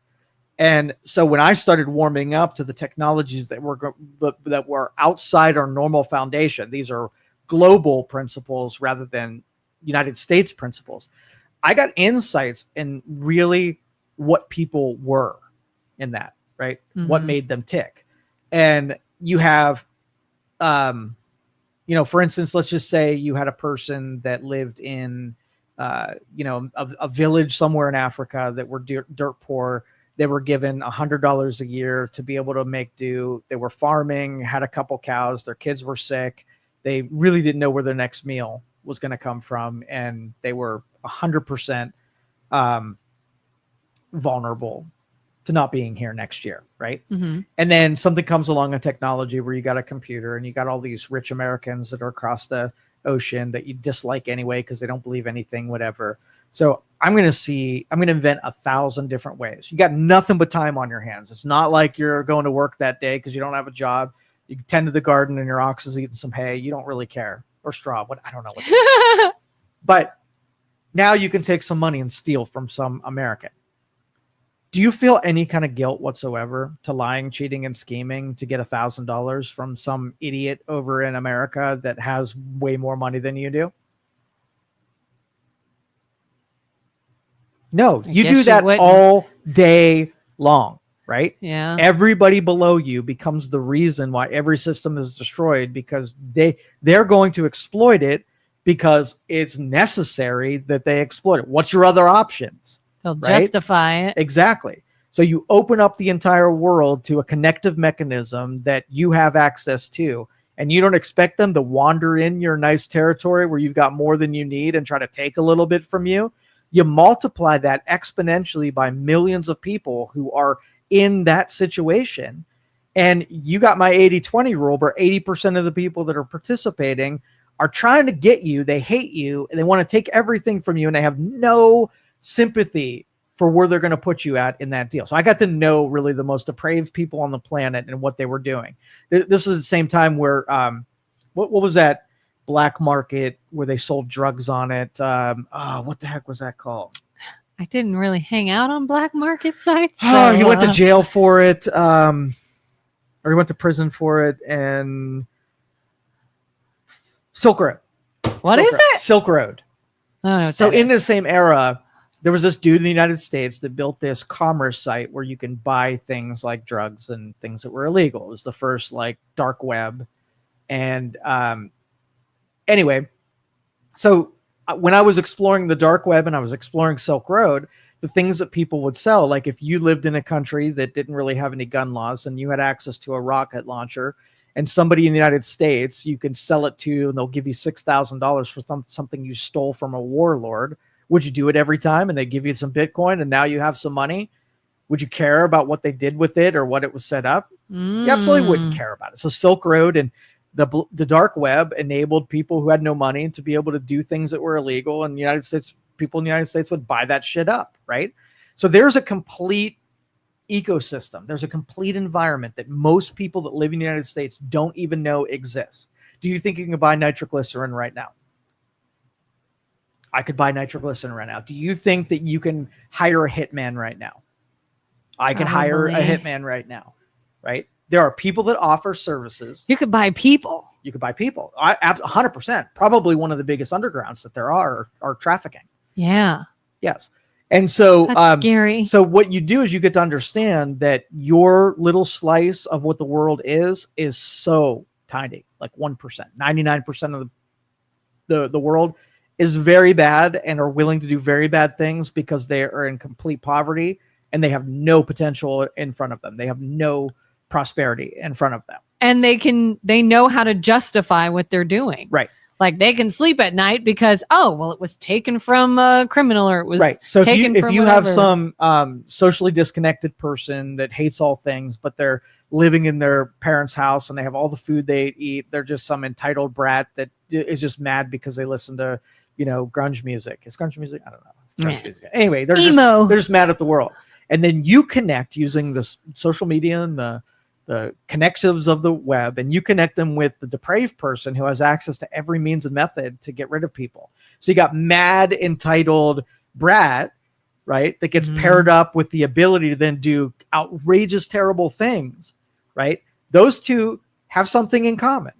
One is the supplier of the hate, discontent, and motive and opportunity and means, right? And the person actually has the means to do it. And you link up the brain deadedness that these people are, and you can foment all kinds of destruction using the internet. Have you ever been on Discord? Have you ever been on 4chan? I think all of you listening that you should go get a sampling of what it's really like to see what's really correct. Did you see the Young Republicans chat group that got released? Okay. Is that what Julie's talking about? I don't know. So Julie says she was pissed. Where'd it go? Now you've pissed me off. Did you read those texts from the YR and you think they're smart? Is that what she means by YR? Young Republicans, yeah. So it's basically you have a bunch of, 20-year-old Republicans that are getting involved into politics. And you have a private chat group that they're all talking amongst one another. And they're saying terrible things to one another. Do you have any chat groups on your phone right now that you would really not want me to read that would look very bad on you and everybody who was participating? Probably. Okay. And so take that group and put it out on. I don't know if it'd be that bad, but okay. I get the point. Well, so I have two of them that if they ever leaked, I'd be in really bad shape. Not that I'm part of that group and I would be lumped in with that group, and that group is awful. I bet you I could tell you right now who's in that group. I bet you could. But anyway, so it would not be very complimentary if that group got leaked. But anyway, the Young Republicans, when they think they're amongst their peers, the things they say to one another was not meant for public consumption. Mhm. And you can either judge them based on what they said, which they said a lot of stupid, horrific stuff. But I go on Discord on a regular basis. As soon as someone drops their defenses when they're being judged within public view, they talk how they normally talk. And this is how people normally talk. Yeah. It's why I'm so cynical about people, is because I've been exposed to so many real people thing. You know, you're like, don't meet your heroes. Right? Yeah. Just to hang around in a NASCAR garage. And when I thought about those people were one thing. And when I started like really just hanging out with them, when they dropped their guard and the cameras weren't rolling, they didn't have a reporter in front of them, the shit they really talked about, I was like, oh, that's freaking rough. So I don't think it's necessarily a Republican thing as much as it's a people thing, a young person. Yeah. Oh yeah, because I would bet money there's the same shit that's on the liberal side. I don't think it's like Republican, Democrat, liberal, conservative. I think it's just people. Yeah. If any private group where people don't think other people are watching behave differently than when the cameras are on, that's just a fact. So yes. Oh yeah, that's a real thing. There's a term for it. I can't remember what it is, but there is a term that people behave differently when they are being watched. Jerry says, I love Pareto law. I use it for anything. What is that? That's the 80-20 rule. The Pareto principle. Pareto law. It's an observation where you take a and I'm going to explain it poorly, but you basically take that 80-20 split, apply it to things in the economy, in health and nutrition, in physics, and you watch this phenomenon just reveal itself over and over and over again. So if I ever take like a split and it goes 80-20 because it's a naturally occurring thing, and I just assume that it'll show its benefits with the 80-20 principle. What? Say that again. You could take if something... I don't know and I need to make like a snap judgment, right? And I need to take a split between two different things. Okay. Yeah. So if you were to say, we're going to show up in an event and it might rain, and I want to plan for how many raincoats I need to sell. Well, I'm going to say 20% of the people are going to bring raincoats and 80% are not. If there's 1,000 people, then I got to plan to sell 80% of the people are not going to buy my raincoats, but there are 20% are. So when I'm planning on how many raincoats, I'm going to plan for 20% of the 80%, and I'm going to sell out of raincoats. It's going to be in perfect relationship with the Pareto principle. It's just a naturally occurring phenomenon. God, my brain went math, la la la la la. Do you want me to re-explain it, or you're like 20% of the 80% of? So you got 1,000. I get it. I just 1,000 people. Yeah. 20% are going to be prepared. They don't need to be served. So now of the 1,000, you have 80%. How many people you're left with? Well, make me do math. 800, right? 800 people now don't have raincoats. We're not prepared. Now 20% of them are going to buy raincoats from you. So what is 20% of 800? What's 10% of 800? 80 times 2? 160. Okay, so for 1,000 people, I'm going to bring 160 raincoats to sell, and I'm going to sell out. That would be the practical exercise of using the Pareto principle to take a pretty good guess at how things are going to go down. So yes, Jerry, you and I both, we use it a lot. How do you guys know there's a term for that? How do you know that? I like 80-20, sure. Heard that in many different instances. Heard that related to health, all kinds of stuff. How do you know Pareto law? I can't be the only one that's never heard of that term or knew there was a name for that. You were at Joann's or you were at the home store and you were buying Live, Love, Laugh. Why he and I had our nose in a book that every book acknowledges that they tried to come up with some weird ratio, but it always goes to Pareto. I'm like, oh, Pareto, what's that? And I look it up and then I'm like, oh, there it is.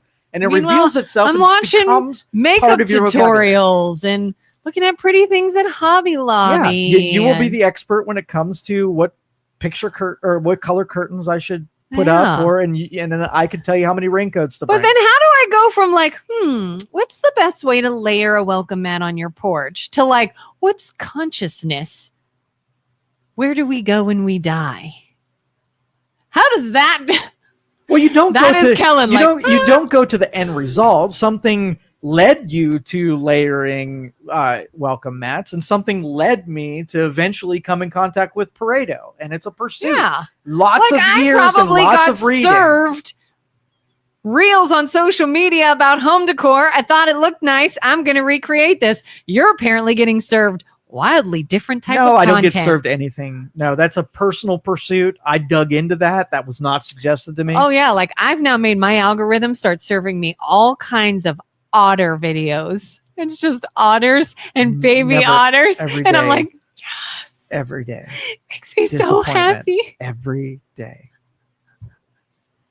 So you don't think that it's at all weird when you hear people say this Tyler Robinson kid like assembled and disassembled and reassembled a gun multiple times on his own, jumped from the roof of this building, ran without anyone seeing him, texted everything from what he did, his motivation, how he did it to somebody.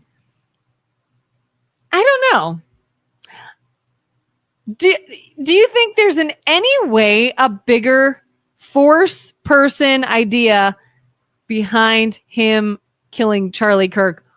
Or do you think it's just a crazy kid told did it? Us the origin of this was he's part of a community, which meant there was more that it wasn't a guy that woke up that day and said, I'm going to do something and I'm not going to, like integrate myself into a community that's going to aid, suggest, plan, be participants in there. And a lot of the people will talk to a lot of scammers, right? You know what they're interested in doing? Getting you to do something and not getting caught, right? Mm-hmm. Doing it with anonymity. So they don't want to go to Best Buy and steal a bunch of codes, but they want you to get codes and then pass the thing that they wanted through to them so that they can get the benefit of it without having to take the risk. So we need some Patsy to be on the roof to do certain things. We'll do the stuff that basically doesn't get me caught. You'll go to jail. I won't go to jail. Same thing with like the mules, right? The people who steal credit cards and they have stuff shipped to a mailbox and they're like, I can't go to the mailbox. I might get caught. So I'm going to be a lonely person who gets a girlfriend in a certain neighborhood and, they're stupid, ugly, and they're lonely as can be, and they'll do anything for me. And so I'll keep the relationship alive so that they have a mailbox that I can use when I rip off my stuff. Then if anybody gets caught, it's the lonely person that I'm scamming into this. So there could be a whole lot of people that are involved that you'll never know their name.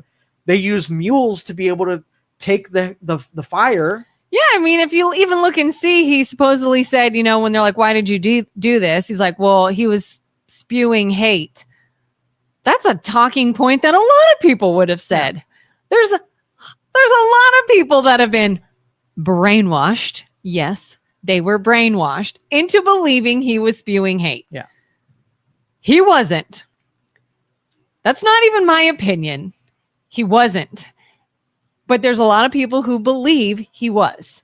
And so, yeah, it's like all they had to do, they being people that don't agree with him, people that think he's getting too powerful, people that don't align with him politically, whatever. Let's put out all of this information pushing this narrative. And now we have like a whole slew of people that believe that. I bet you one of them's crazy enough to act on it. And he was. Is that what you think it was? It was just...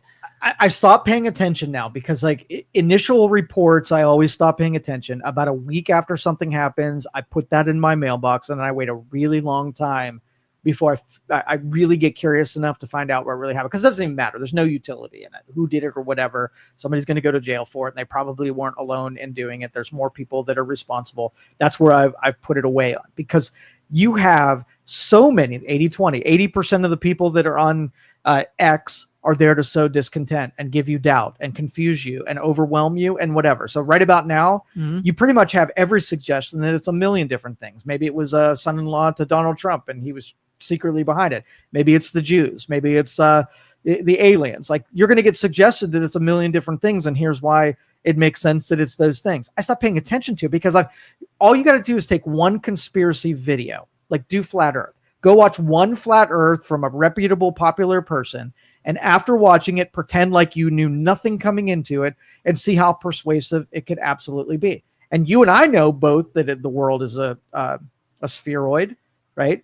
But Do you know that? do you? Do you So know it that? would be easy when you're good at persuasion to get people to believe something that where you don't have complete information that their suggestion might be, better than what you don't know, which is nothing. And it's easy to believe that. So I'm suspending all of that until somebody I trust tells me it's a certain way. I'm cool with whatever it is right now until then. So somebody you trust, if somebody you trust came out and said, there's a bigger conspiracy Yes. Behind then the I'd be willing to have a assassination. conversation. But everybody else, I don't know them, and they're probably just part of the 80% of bots out there that want me to be confused. Who would be somebody you trust? Who could come out and say they believe there's more to it than that? I would say that Kash Patel and Dan Bongino are two people that I trust. Pam Bondi used to be close, but now she's outside of the ring of trust. So those two people I would believe. Yeah, that circle of trust is getting smaller and smaller. Mm-hmm. Do you think there's anything weird with the kid that attempted to assassinate Trump? Do you find it weird that we don't know anything about him? Like Minnesota shooter, we learned his entire life in 15 minutes. We know all kinds of things about Charlie Kirk's assassin. Why do we know nothing about him? Would you be surprised if it was a government conspiracy after you've heard of everything they did to try to make sure Trump wouldn't be president? I wouldn't be surprised. I wouldn't be surprised. Do I know? No, I don't know. But I wouldn't be surprised. Why do people not push on that a little more? Like Epstein files, a lot of outrage, a lot of people pushing, hey, this is wrong. We need people to be held accountable. Why do you think we don't have that same kind of outrage as to what happened there? Because we already know that we shouldn't trust anything. So parity in this respect would be if every action, right, was served justice. And it was just a matter of time before we aligned ourselves to make sure that just action equals justice. We know that's not the case. We know there's people that escape justice. They never get a consequence. And they're special people who, will be protected by the establishment and by the government. We know that. We've warmed up to the fact that your rules are different than their rules. Well, this is in a their rules camp. Right. Mm-hmm. And so if there was a person that was patsied against taking somebody out, you would almost expect that to be something that's true. So pushing against, what would you be pushing against?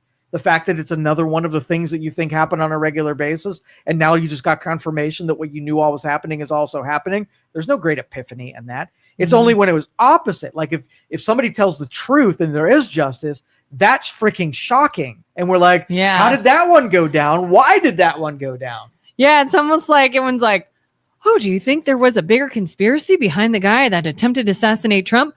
Probably. Yeah.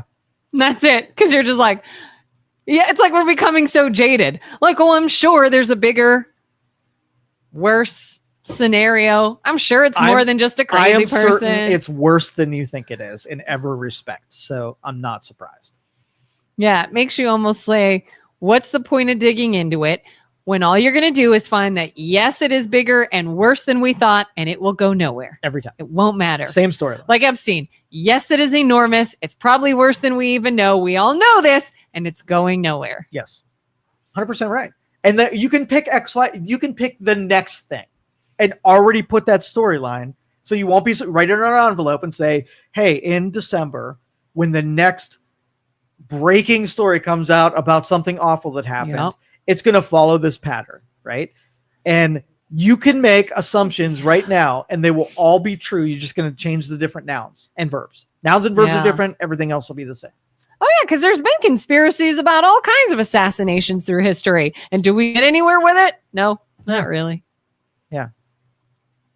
That's a shame.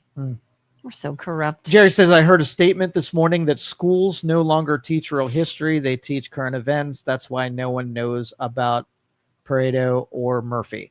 And we've been railing against education and the Department of Education and curriculum in education and innovations in education.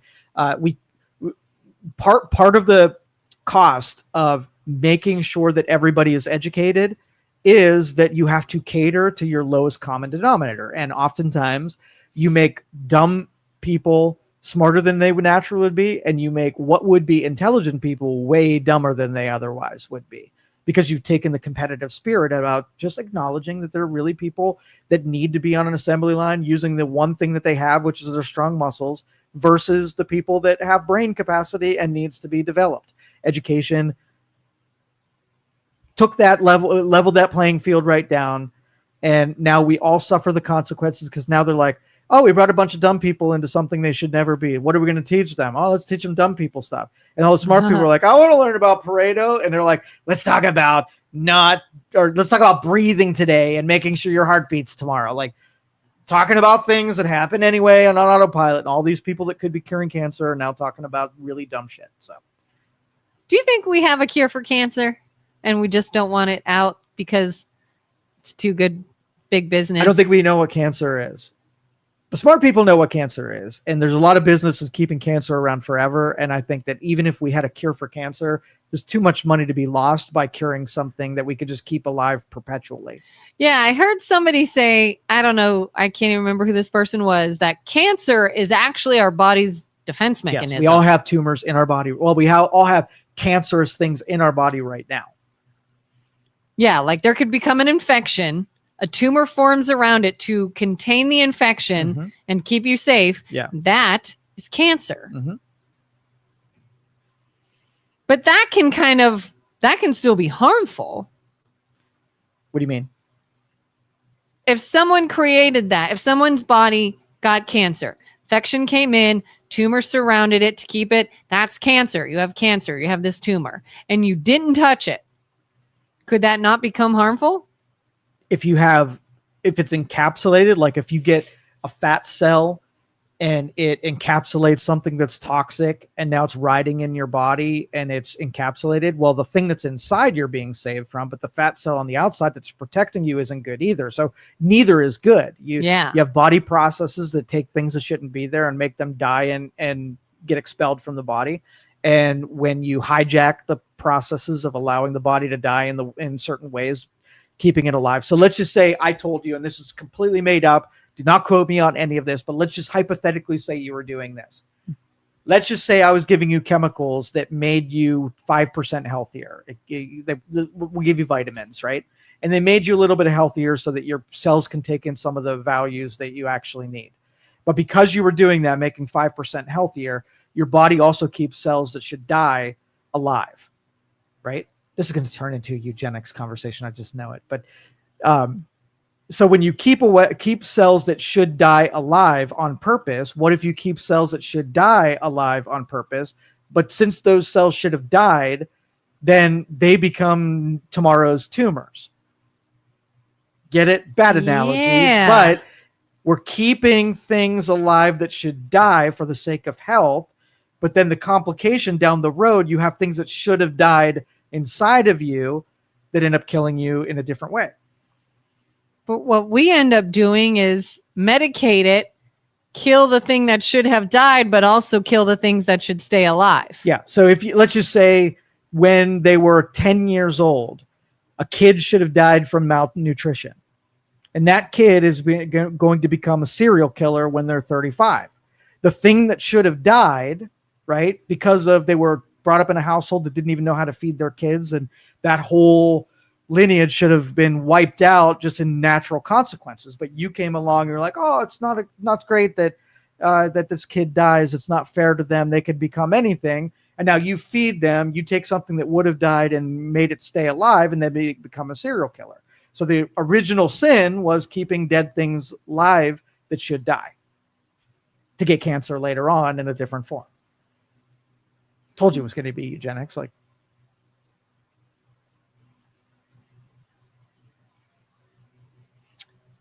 you don't know how to respond to that.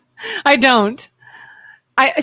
Would you say we as in the scientific and medical community know more about it than we choose to act on? Yes, because we can make money. Not just money, but lots of reasons. That it's not like we have here's this one cure. It's just, we could probably teach you how to prevent and or treat and make it just not a big deal. But keeping it a big deal and keeping it so elusive. Well, and let me give you an example, because there was a company that made hydrogen fuel cell cars, right? So it's basically a fuel cell that lasts 20 years. It uses sort of like, it's almost like a reaction of some kind to create power and electricity, so you'd have an electric car. But it had all the material it was going to need, and the only output that it had was water vapor or water, right? And so this thing was invented. It was powering cars. It was very vulnerable at the time. It was not completely matured technology. So you would say we have this solution where you didn't have to buy gas anymore, and you didn't have to create power from natural gas. It was the only output was water vapor. Like, seems pretty good technology, but it was in its infancy, right? So Daimler Chrysler bought the technology knowing that it would compete with their cars and it would be disruptive and it would ruin their model, really get in their way. They bought the technology and they put it on a shelf and never developed it. Well, it's the same thing that happens. And they did not buy that technology because they wanted to make money off of their cars.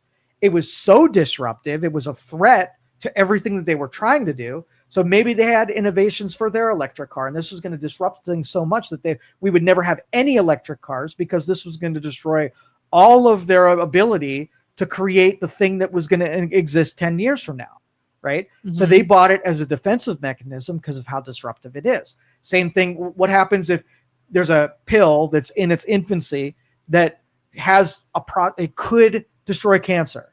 But because when you do that, now it takes all of the energy off of development and research in cancer. So you're like, I can kill this pill right now, knowing that it'll ruin, if it doesn't have 100% chance of being successful, it's going to ruin all of our ability to count. We've got 30 years into this. This has come along. Nobody's going to give us money anymore because this pill exists, and this pill might not even freaking work. I got to buy this pill, put it on the shelf. Now you can make the argument that they did it for the money, but they do it more for the disruption that the risk that it poses on what they've got going on. So. All right, we're out of here, guys. We'll catch you next time. Have a good one. See ya. Thank you for listening to this show on Youngstown Studio. This is original Youngstown content. Feel free to share our videos and tell your friends about us. Don't forget to subscribe to our YouTube channel and follow us on Facebook. Thank you for your support.